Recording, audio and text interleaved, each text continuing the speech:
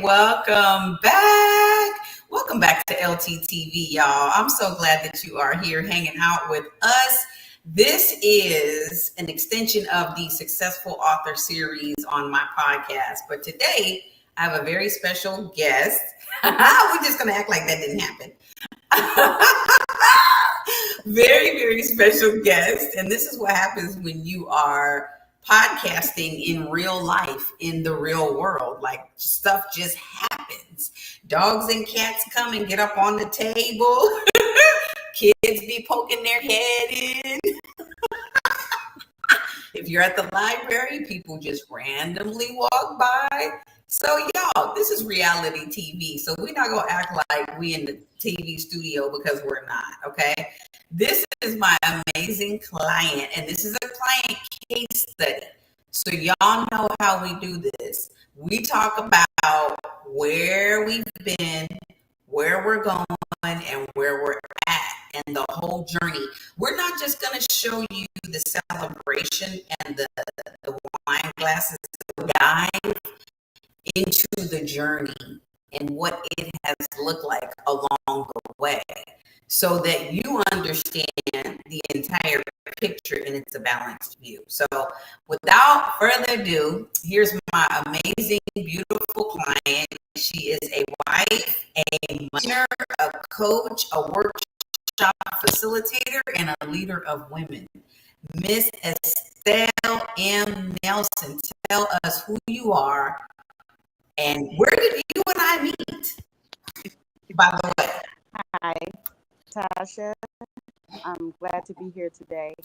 And my name is, as she said, Estelle M. Nelson, and I am an author and a coach. And we met actually through a wonderful, wonderful friend of hers, of yours and mine. And I was introduced to you at a time that I was pregnant with a million stories. I'm still am. Yes. I'm releasing. Hello. Wants to be on. It's fine. So we met during a time, like I said, that I was pregnant with a million stories, and I was actually going through one of my journeys amongst many that I wasn't really ready. I wasn't really ready to do the things that I'm doing now. I wasn't ready to get this book, to get these books out and deliver. Mm-hmm. And so during that time period, you asked me after our meeting, you asked me a few questions about what I desired to do, where I wanted to go with my writing, and so on and so forth. And I didn't really have a clear answer, but I did know that I wasn't ready. I wasn't ready. What year was that when we met? Let me see. I met you, I believe, in 2021, early 2021. I came back to California in February, April or May, something around there, March, April, May, something like that, but 2021. And I was going through a lot during that time, so I definitely, physically, emotionally, and mentally, I wasn't ready. And you were so gracious in offering me the information, letting me know, hey, when you're ready, call me. And that's the way we left the conversation. And I didn't, because I was going through so much, I didn't realize how important that was to me. That was very important to me. So thank you for that. You're welcome. And I'm so glad our mutual friend KB, we call him KB, he had finished his book. He had just finished it in 2020, at the end of 2020. Yes. So I'm so glad that he connected you and I, and we stayed connected. Yes. Right? 2021 all the way up to now, 2024. So it's literally been 3 years. Yes, it really has been 3 years. It really, really has. Yes. So take us back to 2021. You said you moved to California. What took you to California? Yeah, I'm a native Californian, uh, and I uprooted. My husband and I, we uprooted ourselves to Louisville, Kentucky, for a number of reasons, and they were very healthy reasons. But um, in conjunction with that, and unfortunately, two events happened in my life in Kentucky that really took me through a whirlpool. And um, my son, he gave his my son. The Lord called my son home in Louisville, Kentucky, and I survived 5 years of cancer in Louisville, Kentucky. And so, within that 12-year period, toward the end, Yeah. I needed some sunshine. But even more so, I needed to reconnect with my sister. So I made the decision. And so in 2021, um, the things that we experienced, like, I had a stroke, had become homeless for about maybe 2.5 months. And that I connected with you. And I don't remember because I was, yeah, because I was dealing with so, so I just had to get my head right, me back to California. Um, I needed the sun. I needed the sun to heal my body completely. And I'm so thankful that I did return because I probably would never connected with you or anyone else. So I'm just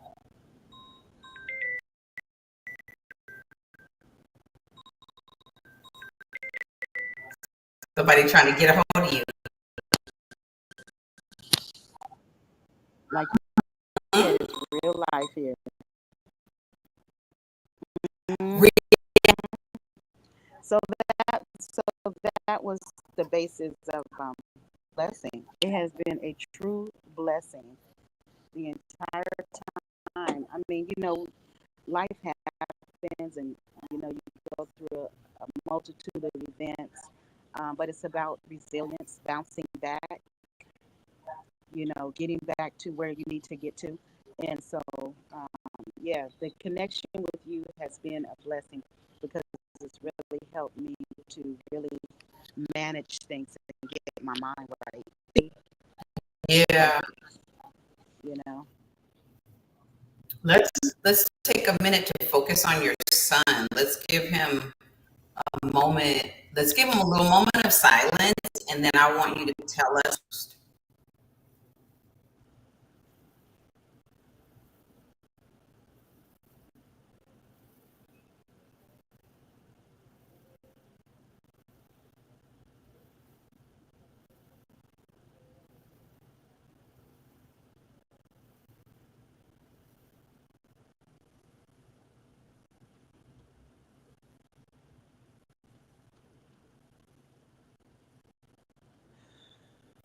Yeah, we just have to breathe.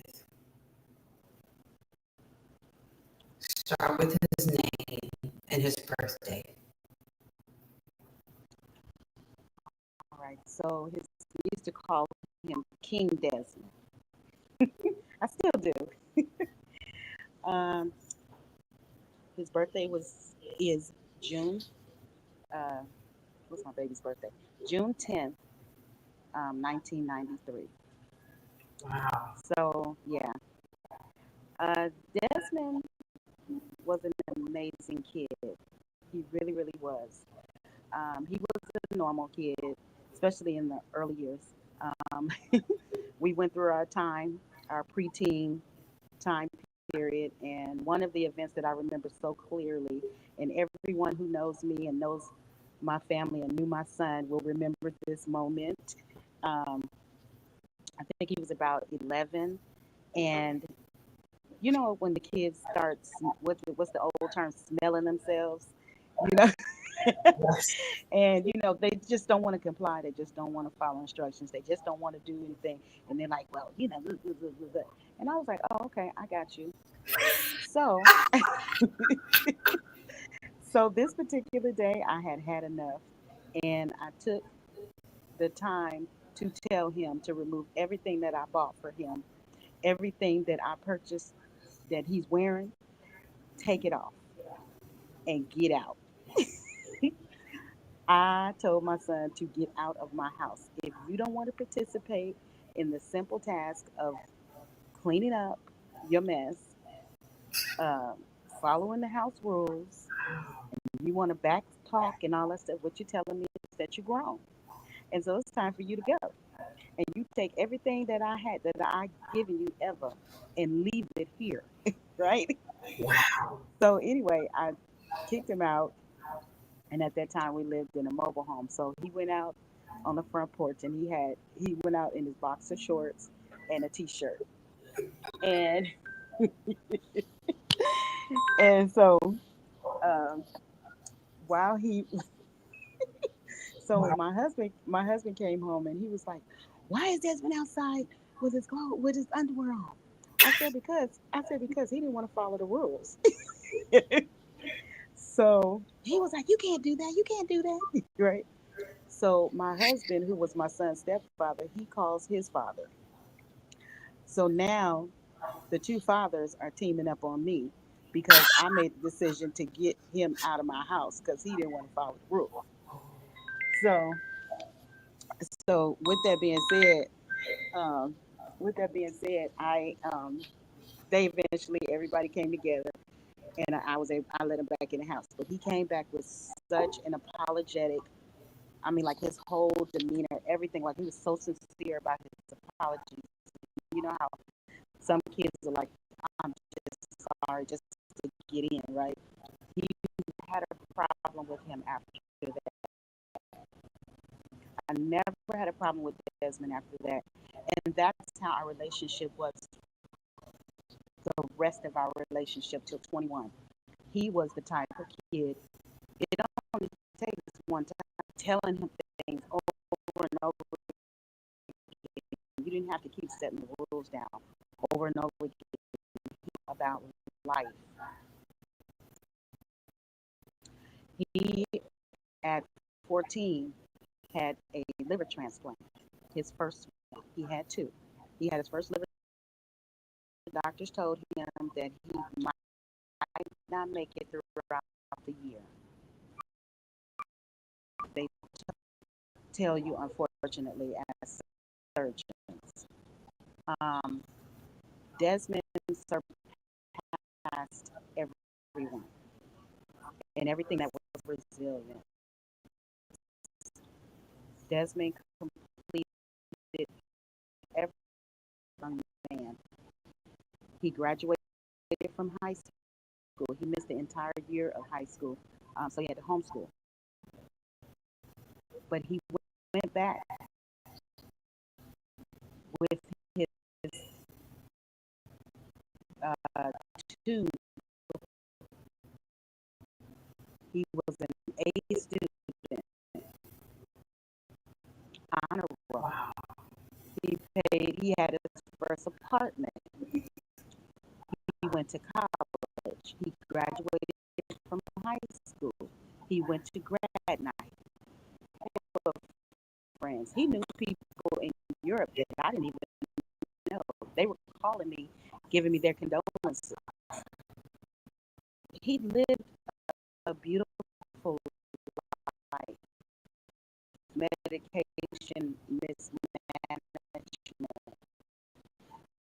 I'm not really doing his behalf transplant. And during that time period, I didn't know that he was setting up a lot of things for me and my family. I didn't know, but December of 2014, he got pneumonia. And it was a little bit after Thanksgiving. He got pneumonia, and his body couldn't take it, and so he passed over. He passed over. So I wanted to tell all those, points regarding him to let people know that you just don't stop. You just don't give up on life just because because of the diagnosis. You have to look further than that. You have to look beyond what you see. And I know that's easier said than done. I know it's a cliche, but it's true. And through my son's experience and through my own experience as a cancer survivor and where I started from and where I'm at right now to this day, Yeah. I'm a living witness. I'm a living witness. And he told me before, probably about a month before he passed, he got so upset at me at a doctor's appointment and he said, "Mama, why don't you just make a damn appointment and go to the doctor?" And my son never spoke to me like that before. But he saw something in me that I should have addressed in my own self. And so that was my son. That's my son. Yeah. So his birth date, give us his birth date and then the date that he went home to be with the Lord. All right. So his birthday was um, June 10th, 1993. And his going home, he went home to be with the Lord on December 3rd, 2014. Okay. And how long was he dealing with illness? How many years was he? Ooh, now you got me doing math. I'm not getting Yeah. there. Was it I got was to it like combine it. like half of his life or just a small part of his life? No, he actually, he did really well after the first transplant. His body replenished and it was healing really well, probably up until the end of 2013. Then he started declining. He started getting weak and tired. And like I said, a lot of that had to do with medicine mismanagement. Okay. And so his body, a lot of times when people get transplants, um, well, I won't, let me not say that because I am not a medical professional, but I've heard of circumstances of persons whom have had transplants that the survival rate before they may have to get another one, um, there are timelines. There are Okay. timelines. Let's Okay. say it like that. There's timelines. Okay, and we So, do have people watching, so I do want to stop and say hello to everybody that's watching. Please give us comments. If you have questions, just type them in the comments and we will address them as we go. We are starting with Jasmine's life because this is the opening scene for Estelle's book. mhm, And the title is right here on the screen. It's a roadmap for hope and recovery, strategies for resilience through healing, support, and discovering the strength within. This is powerful. Desmond's story sets the tone for everything else that happens in the story.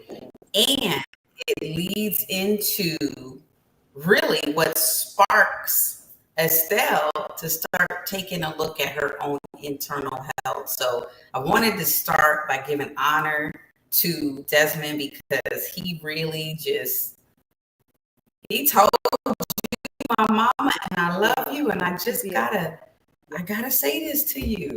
And that's difficult. yep, It's hard for us to have these courageous conversations, but thank God because that conversation saved your life. yes, it did. It really did. It really, really did. It opened my eyes. I didn't want to deal with it at all. Yep. So we're not going to give a whole lot of details for those of y'all that are watching because we want you to buy the book. We want you to buy buy the book. We want you to join Estelle's Facebook group. We want you to come to her official launch party, which we'll tell you about that at the end. From 2021 until 2024, the next time that I had called you, well, I had been texting you anyway, but the next time we actually got on a call was 3 years later, which was this year. Mm-hmm. What was it like when you got that call, and what made you say I'm ready? Well, I just want to say first of all that I'm thankful, and I can't probably count how many times I've told you this. How I really am thankful for our relationship, and I love where it's come to. I mean, there are moments now that you and I don't talk, and I'm like, dang, I wish you would just call me this way. I wish you would just call me this way. And sometimes I can feel it, and I'll text. I'll be like, I should Yeah, text her right now. because we're not doing everything we were doing in the beginning together, and I'm like, shoot, right? But it's all good because the time that you and I have spent together, even just in what I really, one of the things about you is the accountability that I appreciate. It hasn't been just during our coaching period, but it's been throughout these 3 years. You have texted me from time to time. You have called me, and even if you didn't catch me on the phone, because there was a time period where I wasn't even really answering the phone for real, and that my loss. But um, those moments and times were and are important to me and special to me. Um, I think he does want to be in the video. Yeah, that's like the third time he's walked by. He's like, what show is this? Yeah. LTT. But yeah, I really am thankful for that. Um, Throughout the time period and up until the moment that we started actually working together as client and coach, um, it's been amazing. It's been amazing. It was really hard in the beginning. It was really really that had to be broke down, and I think we just really needed. Well, I know, not think. I know that we needed to um, because I'm 56 years old, and I always say to everybody, you're never too old to learn something new. You know, and so with that being said, it was a great experience to learn how to be coachable. Part of the end of my life, probably, but I really wasn't. Everything. I've always had to be in charge. I'm the oldest daughter, oldest grandchild, you know, so I've always had to be in that leadership. Well, yeah, I've always been held accountable to just know. And that's not really the firstborns and the older, the oldest. Shout out to you all, because we do have to take on that mindset of being coachable, but many a times we're not, because really be taught, sit down and just learn. We've never, until we've gotten to the point in our own mind to say, hey, I need to sit down. I need to Yeah. just I need to just learn how to take instruction from people that know what they're talking about, not just foolishness, but from people that really, really know what they're talking about. And so that was a journey for me in the beginning of our relationship, you and I. because and it was rough. I know. Yeah. I know Pop you had quiz. that. Pop quiz. Hold up your cup. You got your cup? Yes. Okay, we got our cup. This is beautiful. I'm glad you mentioned that because my goal is to be the coach that pours into the servant leaders. The servant Yes. leaders are the ones who've been serving everyone, making sure everyone is okay. And when they sit down at the table to enjoy the nourishment, they don't even have a cup. And so that's important for us because I'm also the oldest on my mom's side and my dad's side. And so, first to go to college, first to have children, first to be a teacher, first to write a book, first to start a business. And so I've had to look around for mentors to pour into me so I can pour into other folks. So that's one of the things I love to do is to be the coach that pours into the servant leaders so that the servant leaders can go out and do their overflow.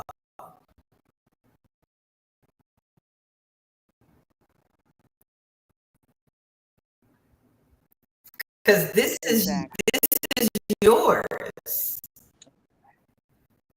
When I pour into you, and it's beautiful because you can see, you can see the abundance who already are in the habit of pouring into others. It's amazing. Hmm. Hmm. And that's I'm probably about to tear up a little bit now, even.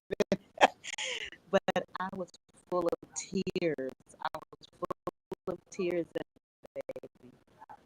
You know. But I mean I get it now, but I didn't get it then. So that was another teachable moment for me. That was another coachable moment for me too, because it let me know that it was okay to have tears. It was okay to vent, Yeah. and I felt safe by doing. I felt safe with you doing that, you know. And so, being a first child, a firstborn, a first everything, that also is a bit. I would say a barrier because you don't feel like you're getting the attention. You don't feel like things are focused on you. You feel like you have to focus on everybody else and you have to take care of everybody else. And nobody's really pouring into you.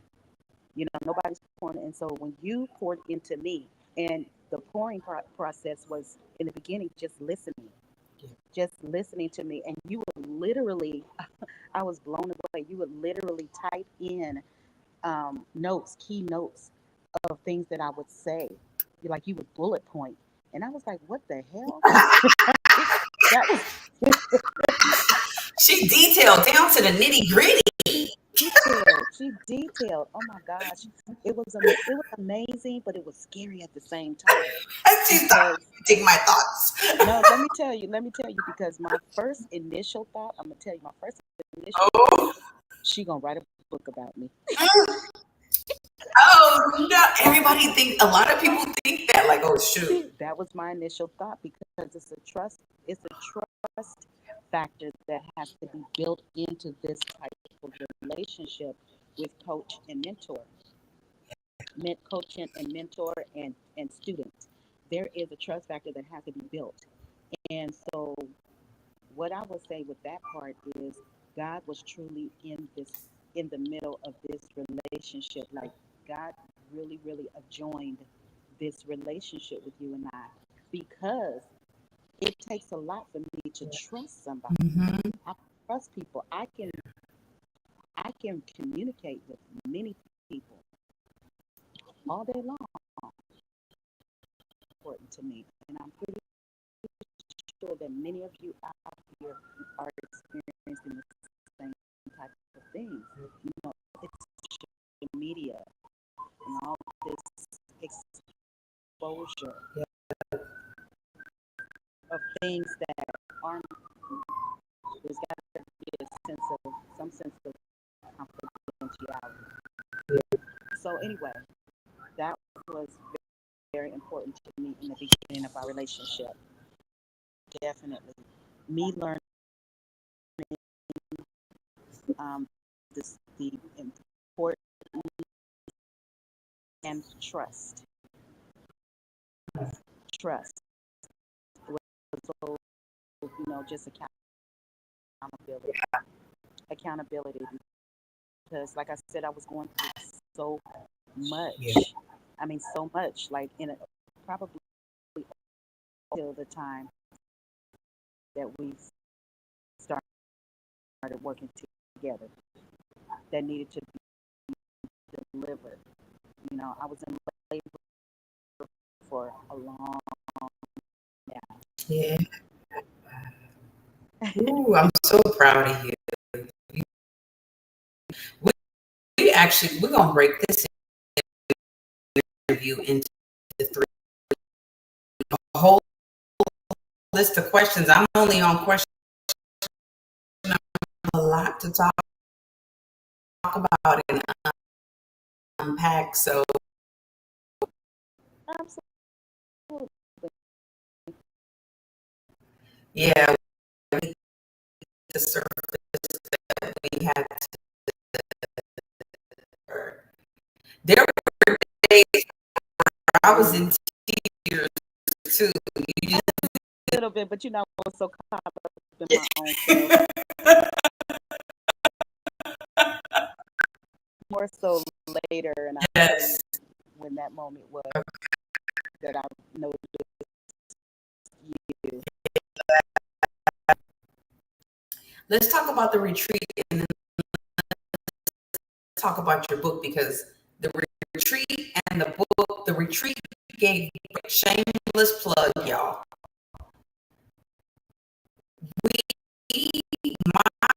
My whole brand is built on following me forever. You know that my YouTube channel, Your First Book 101, it's all about the first book. Because I didn't know how to do it. I didn't know how to position it. I didn't know what I 50 people. Yeah, I've helped 50 people, have brought me people. So my author community is at 700. That is awesome. Is KB. And his book is Eden's centricity, which is the Garden of Eden, which goes back to Genesis, and literally the work that he and I did together gave birth to my brand. So grateful that he has brought me some amazing people. And when you say God is in the midst, God is in the midst of everything we do together, because I pray about it. You pray about it. We read our word. We stay rooted and grounded in what we're supposed to do. Our obedience.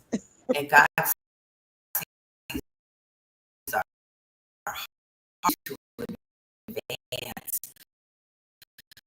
So let's talk about the retreat. I know that I want everybody to hear, because we shifted the program. We were supposed to do a 90-day something.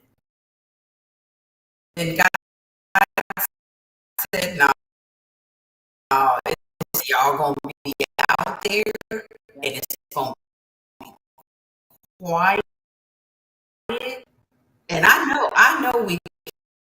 knew we could do it. I knew we could do it, because I've had people do their books in 5 days before the time.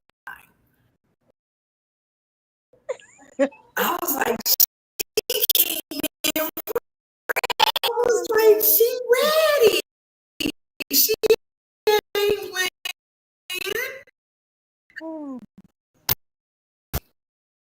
Whew. So what made you say yes to the retreat?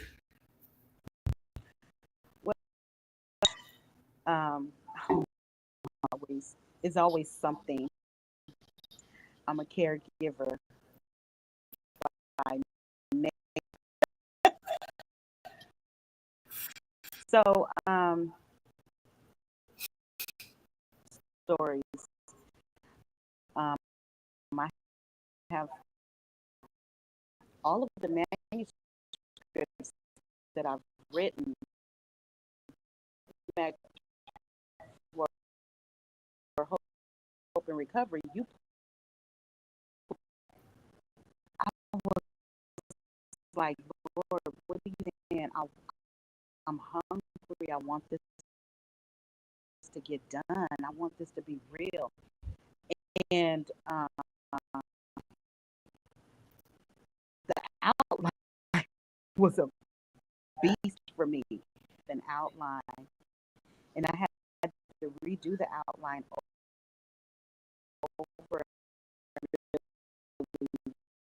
But it was a lot for me. Life structure, how it was, and where when I did the outline, the last one, I said, "This is it, doggone it." To go, I wanted to go back in so bad and just start tweaking it, messing around. Leave it alone. Don't touch it. Once again, going back to being coach, just go ahead and take care of all the other things you have to do.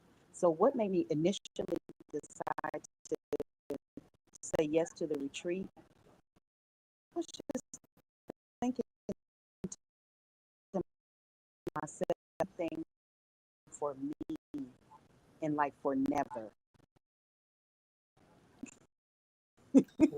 Not have children. And there's no way that I'm going to really be able to complete. So the fact that I was pouring out money already for with me just saying, especially if you put it on the table for me, the offer on the table. And I felt like a sense of relief and said, yes, I want to think for myself. Yeah. You know, then there would be so many other times. And this is what, this is what my book would to survive. And one of the setting boundaries and removing barriers. If I said no, or if I'd have just passed up opportunity to go away at that moment.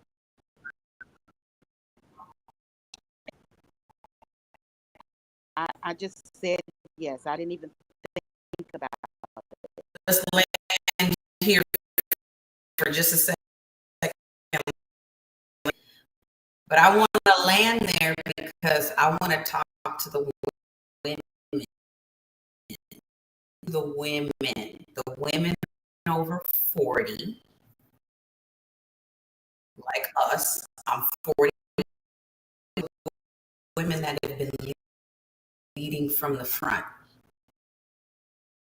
in the house, leading in the classroom, the boardroom, the, the women who have been raising children out. Some of y'all are raising grandchildren. When you We have okay, just say ouch. Some of you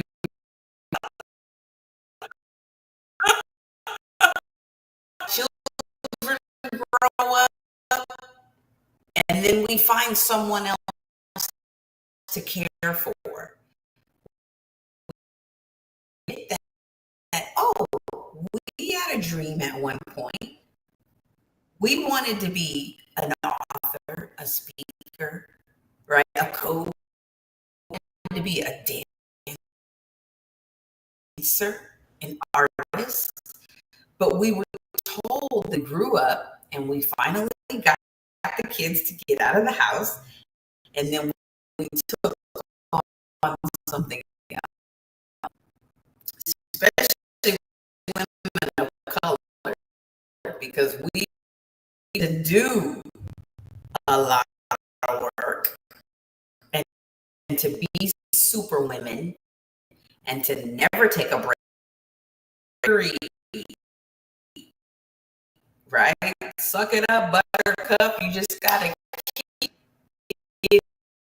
It is essential to take time out for yourself, not only to, but go away. Whatever it is, go away. Do something for you.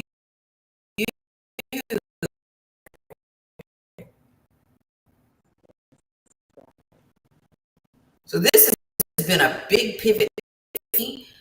This was my first kinds of online workshops and online transformational experiences and all that.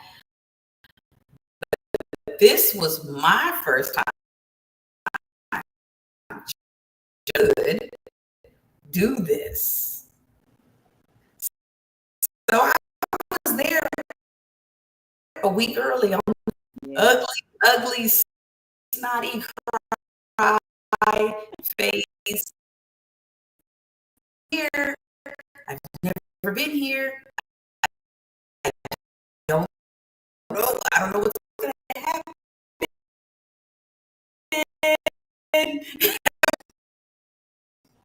You got this. The fears, the thoughts, whatever's going to happen, anything that you think could go bad, it was right here. I had to get on that beach and came in, and it was like,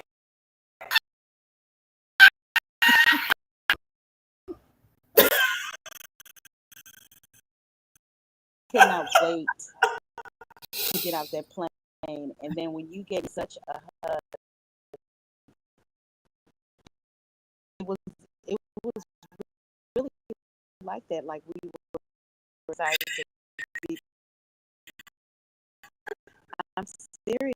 It was, and it was the introductory, the verb, the formal visual introduction of us completely do me. Like it wasn't about with the kids and you could do this or make sure your husband has got that. And it was like none of that. Like I hold it in to the end of when yeah.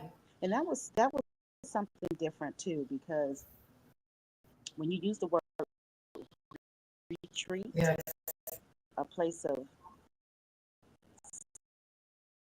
sanctity, where you can get your can be done. And I really did me truly get that, because the last retreat wasn't really about me. It was about to do together. It still wasn't about me. So this was very momentous for me, on so many levels. But just like I said, to the end, it was to cook a meal for myself. That's It was me to I keep was you trying out to of the wash kitchen. dishes. I was trying to do stuff.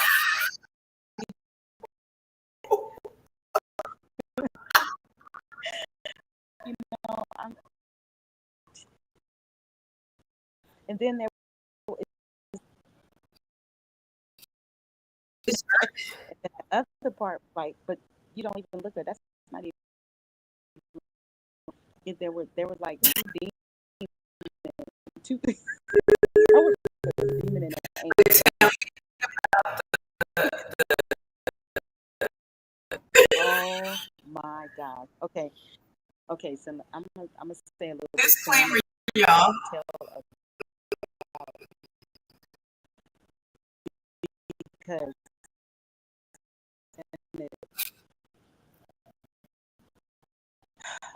a sense of the the yoga, and we would eat a breakfast. We would eat some. What, did we eat I think we ate after. It was But right that the thing is that when we would get up, we would it would you would encourage me to drink water, drink water, drink water. Diabetic, and I do get dry mouth and all in itself. So I made sure to get the first day I was like, oh yeah. The second day I was like, that was dramatic to me. It made sense, right? So then we did the yoga. It was so painful for me. They were not hard movements at all. But because of the tenseness that was in everything that I have been holding on to for so long, physical pain. But afterwards, I didn't feel it wasn't as painful as it was. My body was saying, yeah, we like this. And so it didn't have pain, but I won't say it was as painful. And I did. By the time I left, by the time the end of that week and I left,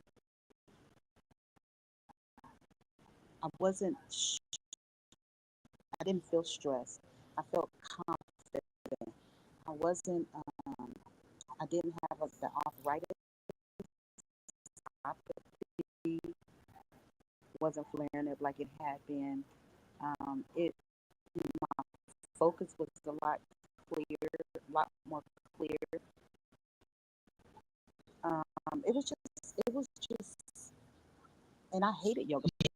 yeah, yeah. I wanted it to be a whole mind, body, soul connection It was because, complete. Yeah. but I've And had I haven't been doing it my own self back on that mindset regimentation, because it was so helpful to me. But I do all the time. Been working with you, I think so much better. My sound, my I think it's probably 2 levels up. So I'm a soprano natural Now I am fully now breathing, Hey, and I'm thinking about when I'm of my speaking. I breathe. And then I'll be like, oh, techniques that you taught me was when I inhale.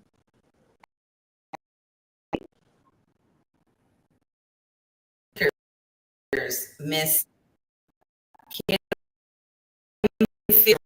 was one of the speakers that spoke into us through Zoom. He has a whole program called Voice Lab. Get into her to speak and get on stage. So I'm glad you took that away because her teaching with you. And I really did, as a not only a cancer survivor, as a survivor of therapies that I did take, what was voice after my stroke, and was um, uterine metastasis of the lung. I, I so that was a blessing to um, just get another, you know, my speech therapist, period. My all had us practice, breathe part of survival. You know, learning how to properly manage. Amazing. That I really appreciated that. That definitely was a takeaway for me. You came Mm-hmm. with your outline done. You had a workbook that I had never included the workbook with the book. We did double duty like in 5 days. I was expecting just to do the book. And we ended up we inserted the workbook with the book. And now y'all have an opportunity to purchase a double. Yeah. So let's talk about it. What are they going to get from this? To me, being an older and first, because out of that I became a teacher as well. I have 10 million stories in my head, but my life has always been about lessons. So ever had or been exposed to, there has to be a lesson to come out of it. So it was inevitable that I don't want you to just read my story. I want you to get what you need out of it. So getting what you need means having the right questions asked for you to answer yourself, for you to be able to answer yourself. So with my book that I use daily to survive, I chose to live. I chose not to die. I had 3 months to live. That's what my oncologist told me, because of where I was in my health situation. I was dying and I chose to live. So throughout that process, and even now to this day, every time I every time I come to a dark point in my life, I go back to my principles, like what I've learned that has helped me get through that last time, the last time before, the last time before. So that's what you'll get from my book. You will get my principles that's going to give you some kind of idea or ask you the questions to answer for yourself on how do I live after I've made the choice to live. Wow. So, what I want to do now is give you guys an opportunity to get Estelle's book. If you are watching this right now live, thank you so much for being here live. I want you to type that in the comments. And where are you watching this? Are you watching this on YouTube? Are you watching this on Facebook, LinkedIn? Because we are streaming all over the place. If you're not a subscriber yet, please subscribe to my YouTube channel. It's going across the bottom. It's Your First Book 101. Again, I love to focus on that first book so you can get that done correctly the first time. And then if once you leave me, you can go produce another book with what you've learned. This is what I do, y'all. Like some people think, well, aren't you coaching yourself out of a job? There's 8 billion people. Is it 8 billion now? 8 billion with the B people on this planet. I will never be without a client. So I want, when people leave my presence, I want them to be able to go do everything they want to do. And Estelle, I can't more sales and have your own.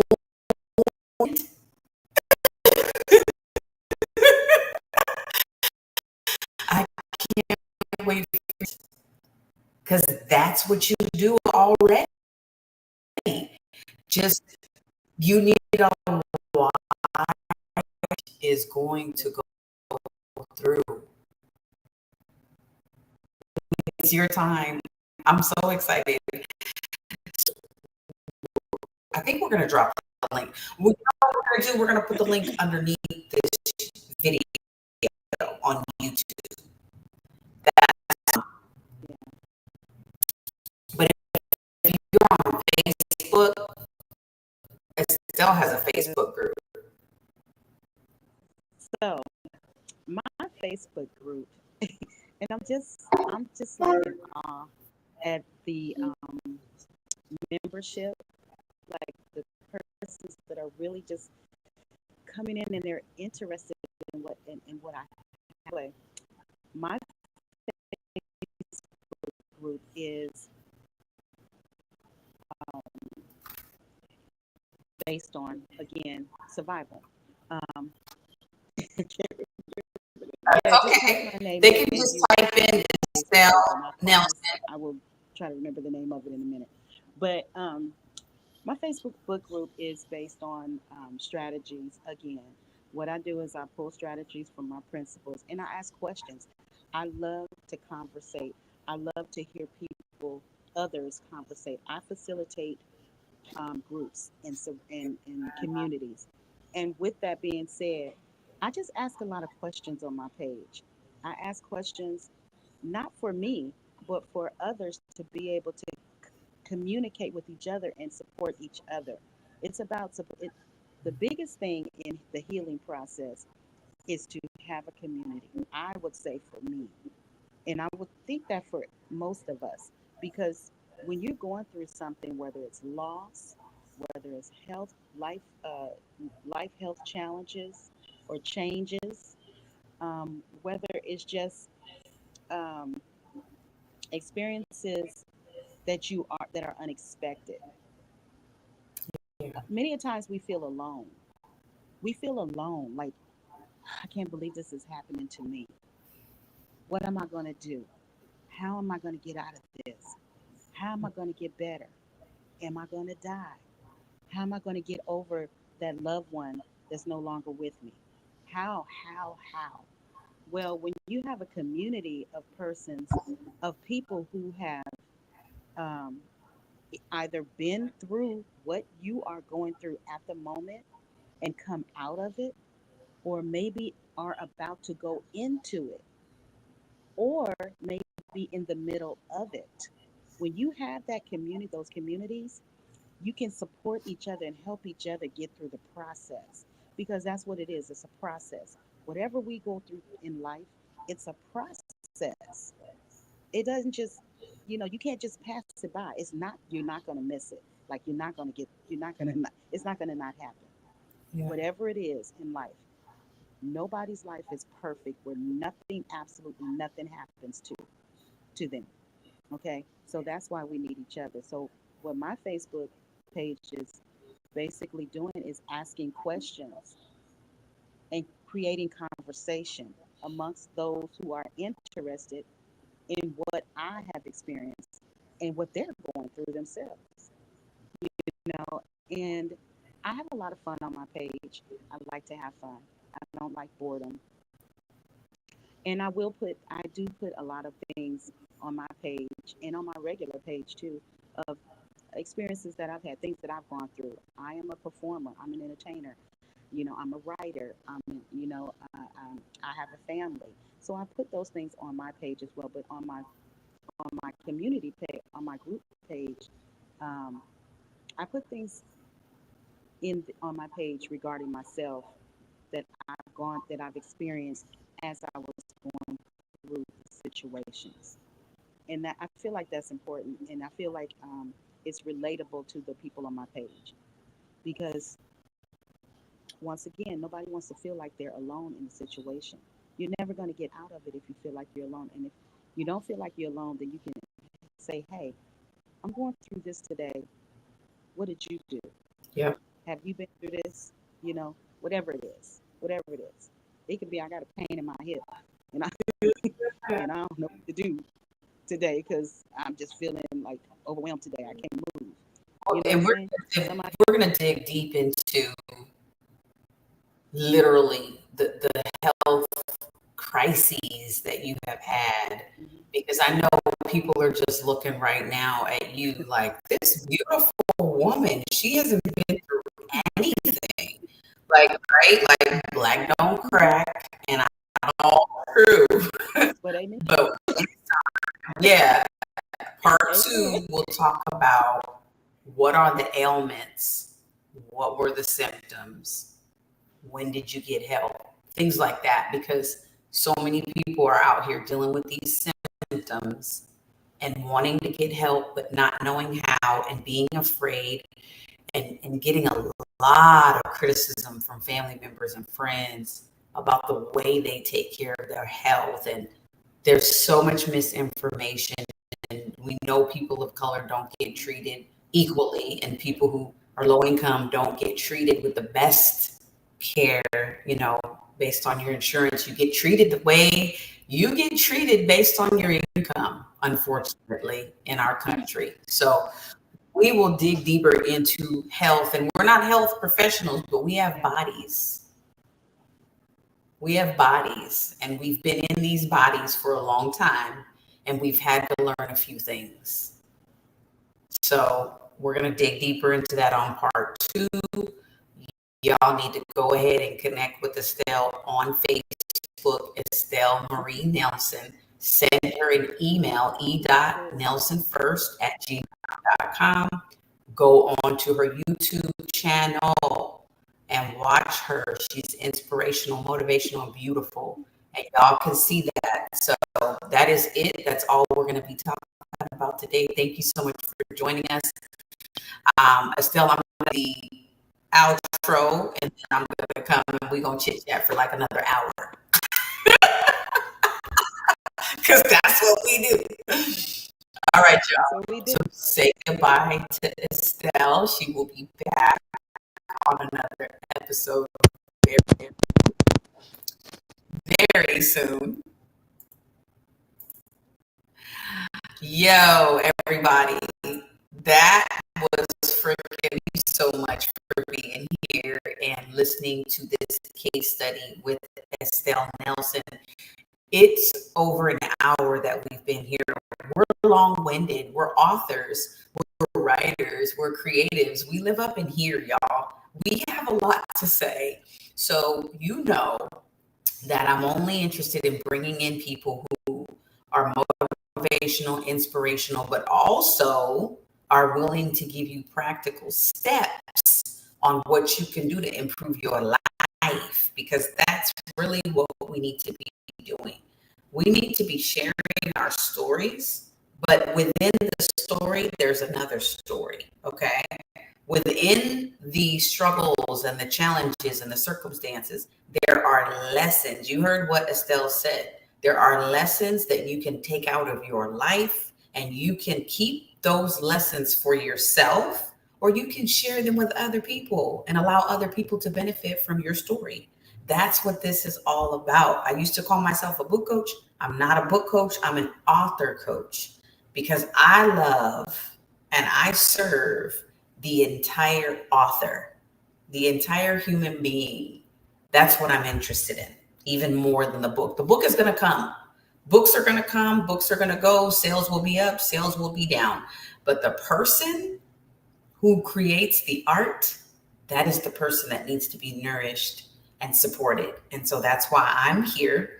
Thank you so much for being a subscriber. If you're not, please click subscribe on that YouTube channel, Your First Book 101. Hit the notification bell so that you can get notified every single time I do an interview, which is at least 2 to 3 times a week. It used to be every day, but I got to rest, y'all. I got to relax sometimes. But thank you for being here. Share this video, like this video, bring more people to my community. I'm always willing to mentor new authors who are still pregnant with ideas and need to give birth to that book. Come on now, come into my world and I will help you with that. Okay. All right. So you have a wonderful weekend. Happy reading, happy writing, and I will see you in the next episode. Bye now.